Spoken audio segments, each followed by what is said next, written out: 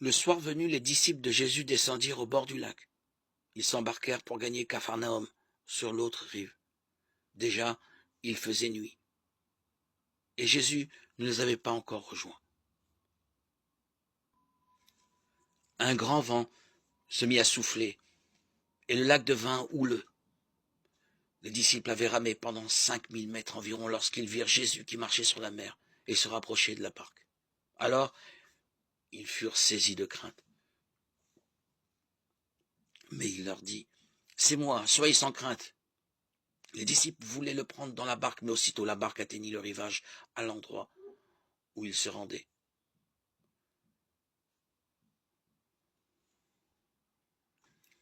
Jean 6, 16, 21.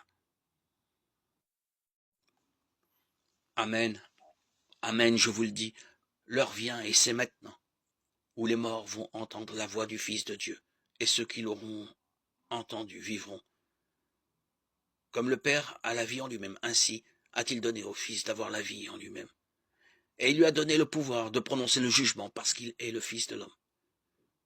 Ne soyez pas surpris, l'heure vient où tous ceux qui sont dans les tombeaux vont entendre sa voix et ils sortiront.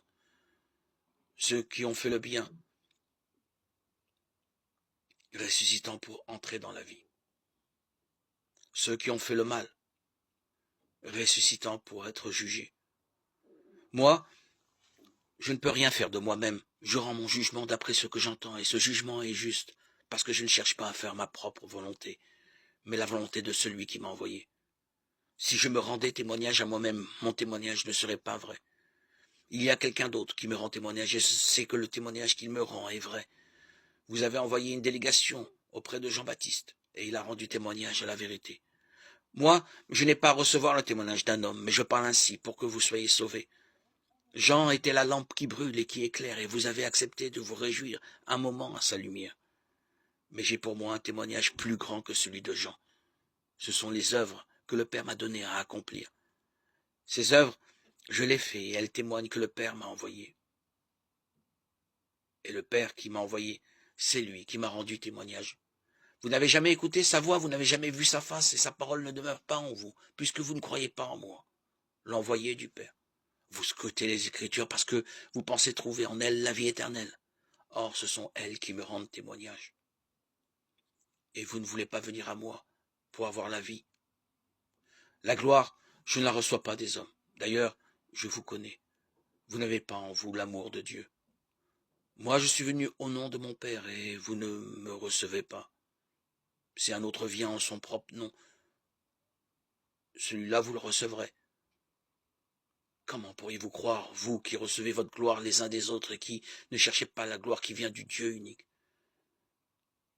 Ne pensez pas que c'est moi qui vous accuserai devant le Père. Votre accusateur, c'est Moïse, en qui vous avez mis votre espérance. Si vous croyez en Moïse, vous croiriez aussi en moi, car c'est de moi qu'il a parlé dans l'Écriture.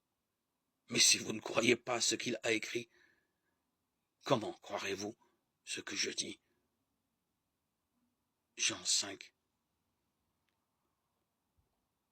25, 47.